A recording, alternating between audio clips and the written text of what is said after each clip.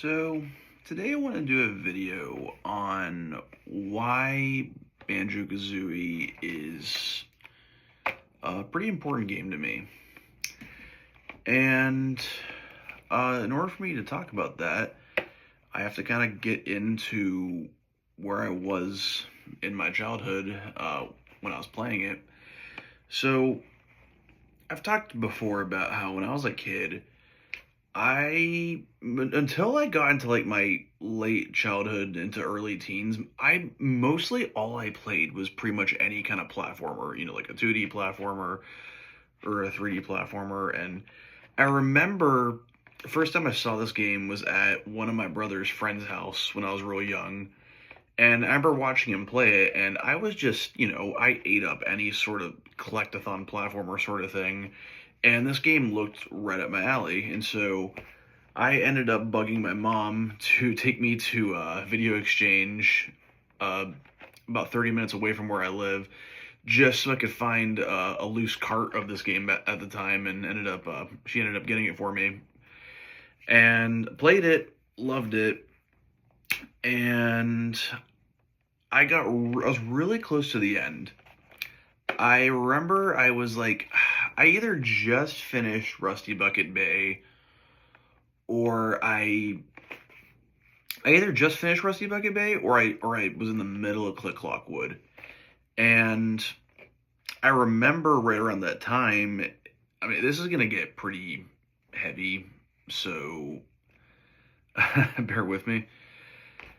I remember it was right around then that I woke up one morning and got the devastating news that my aunt, my mom's youngest sister, had died in a car crash.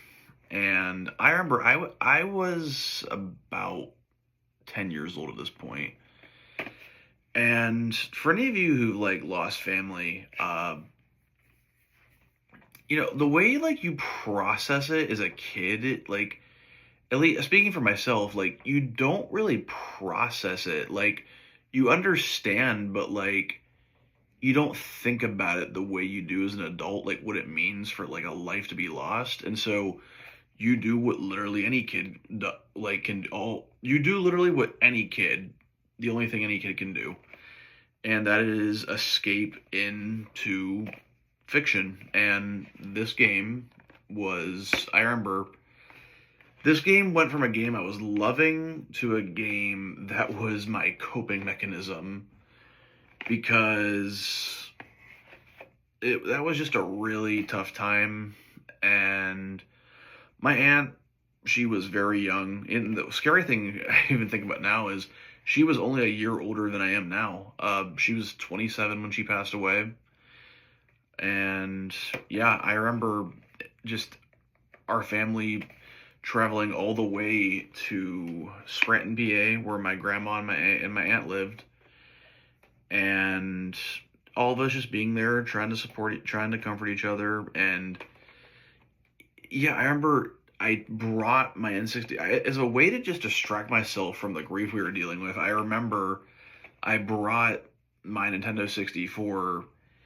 And it's really weird, like, when I think about it now, because I remember where we were. I remember we were in my aunt's house, my aunt who passed away. We were in her house, just processing what happened, and it was just very, very, very somber, very quiet. People would talk a little bit, but like, yeah. And I remember going into she had one room in that house with a small CRT TV. And I remember just basically using this game as a way to like numb the sadness that I couldn't fully comprehend.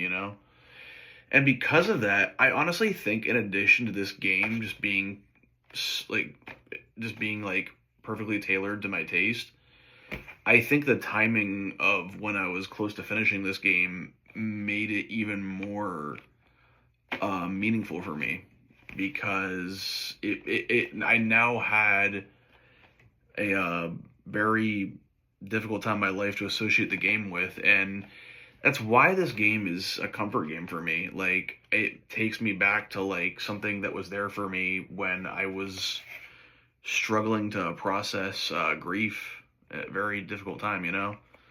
It's just, I mean, I mean, you guys know that if you're watching this video, you know what this game is. Like, it's such a fun, cozy fairy tale sort of feeling game, and it was the exact type of warm comfort that I needed at that time. And I hope that after I explain that, that it kind of drives home the point of what I'm trying to say and why this is still probably my favorite Nintendo 64 game, right above Ocarina of Time and Mario 64. Like, those are definitely my top three, but I think this one is definitely, probably my number one, I would say. And I'll tell you what, guys, like, excuse me, I I have beaten this game so many times. Like, this is definitely one of my most beaten games, like right up there with like Crash Bandicoot 2, Ocarina of Time, Jack and Daxter 2, and stuff, you know? Like, yeah, like I could write a walkthrough for this game. That's how well I know it. But yeah, guys, this is I guess that concludes really my story of this game, you know? But yeah, if you guys have any specific memories that mean a lot to you tied to this game or any game really, like I'd be glad to hear about it. But yeah, feel free to share, guys. Catch you in the next one.